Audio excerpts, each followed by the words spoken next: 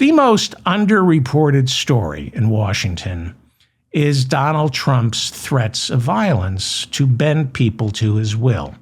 Now, it doesn't get reported because it's what they call stochastic terrorism.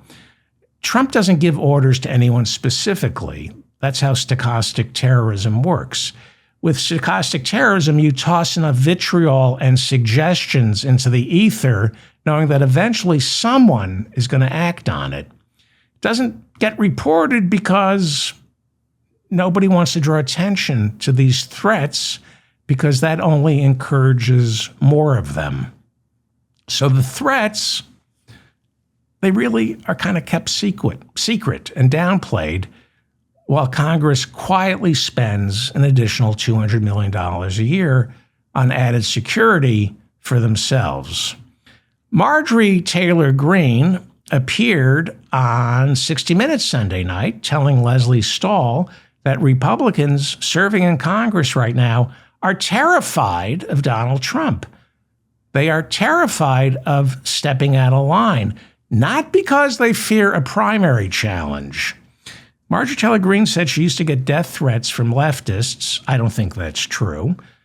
But she said when she turned on Trump and he then turned on her, the level of death threats became unbearable.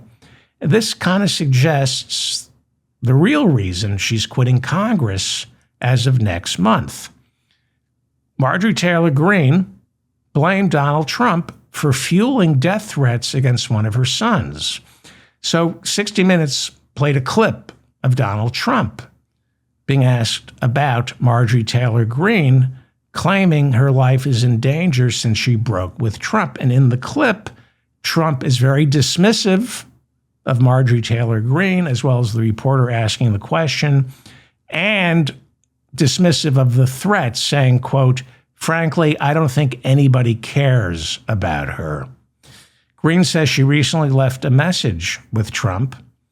She left a message with his chief of staff complaining about these death threats, especially the ones directed at her son. She said she spoke to Donald Trump, who then accused her of bringing on the death threats herself and said he had zero sympathy for her. See, Donald Trump wants the death threats. He's never said the death threats are wrong. He never asks his supporters to stop.